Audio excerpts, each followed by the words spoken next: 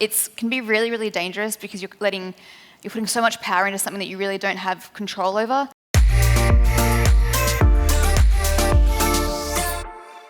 Because we first met you really through your YouTube tutorials, Yes. which were mainly makeup tutorials, right? Yes. So how are you finding the appetite for those these days? Because everyone seems to be doing them. Yes. How have you evolved your content with that in mind? When I started back in 2011, it was all about education. It was all about how to apply false lashes or winged liner or how to do a smoky eye.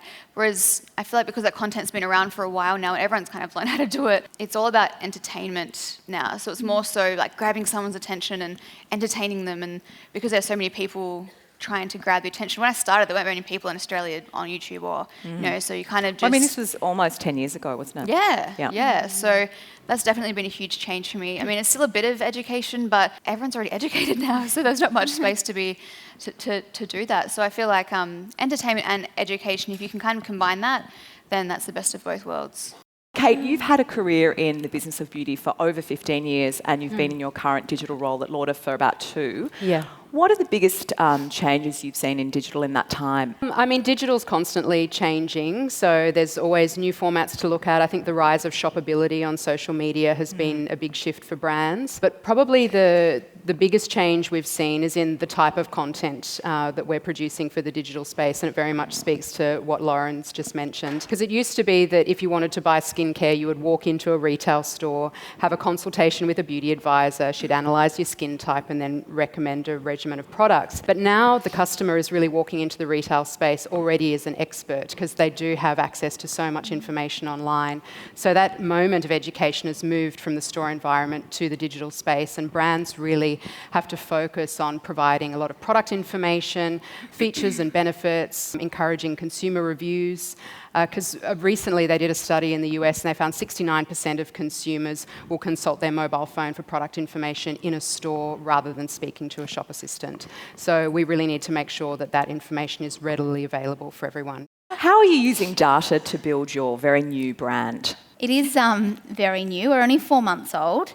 So, I mean, obviously, I'm a very gut feel person. So I'd love to just be able to do everything on gut, but I think Beck would probably try and have me fired from my own from our company. Every day I'm looking at reviews. I'm looking at reviews on our own website. I'm looking for feedback. I'm looking at a door where we're also stocked. I mean, the reason we did a direct-to-consumer brand was so that we could understand the customer. And it will, as we grow, the more we will know. But it's just...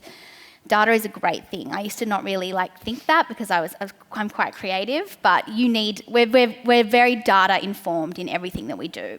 You have started a hashtag, not sponsored, just good, which I think you've had for a while, and it's become a bit of a sign-off on a lot of your unsponsored content. Correct. Can you talk a little bit about how you first came up with that and why you did that? Well, I just think for me, I hope this comes across in my content, but I think my biggest point of difference is that it's very, very honest. Transparency is the most important thing for me. It's exactly what Loz was saying. I would hate to endorse a product that I didn't genuinely love myself. So I thought, obviously, we have to disclose if a post is sponsored. I'm just going to start doing it the other way as well, so there's absolutely no grey area. And I work with Mecca a lot, I work with the Estee brands quite a lot, so people would comment on genuine reviews saying... So your audience were kind of calling you out? Oh, yes, they were. They are scathing, but they said, okay, well, you're going to have to let us know that Mecca are paying you, but at the time they were not.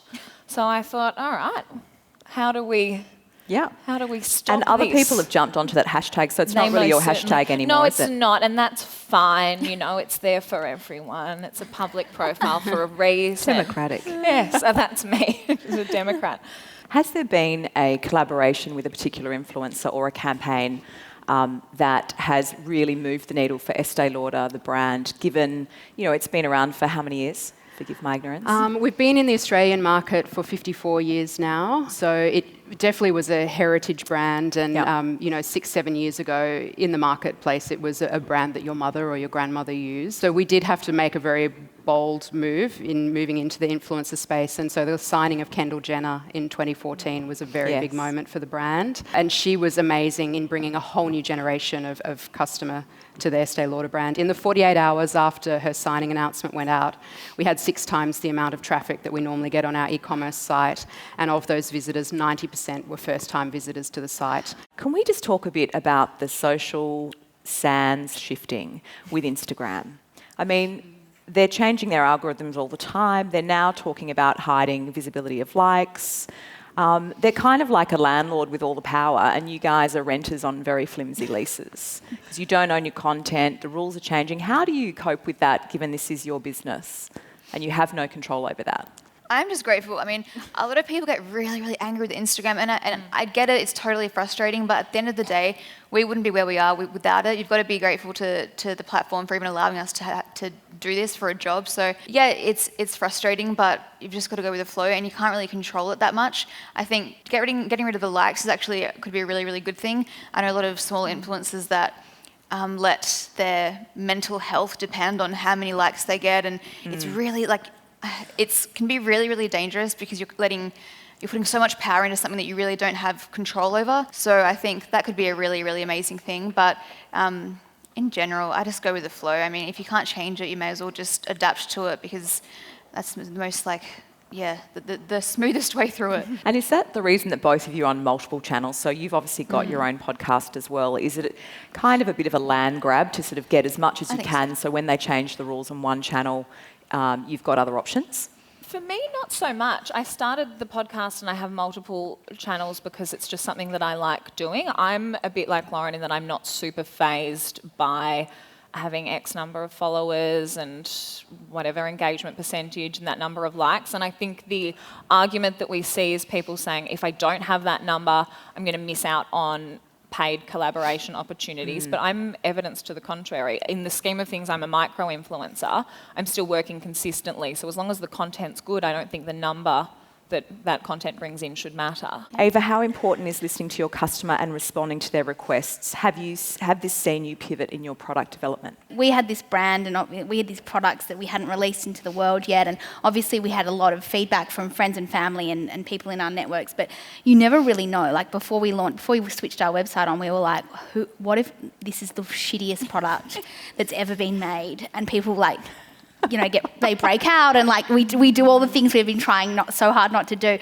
But thankfully the feedback's been great. But it is so important, and we're about to reorder one of our products. Well, we have reordered it, and we've had some feedback that perhaps the fragrance was, from a few people, not too many, that the fragrance is a little bit strong. So we've completely decreased that. On the flip side, I think the negative voices are perhaps sometimes louder than the positive ones. So I think you have to really learn to listen to the right consumer feedback. And when there's an overwhelming number of people saying the same thing, that's when it's time to take action.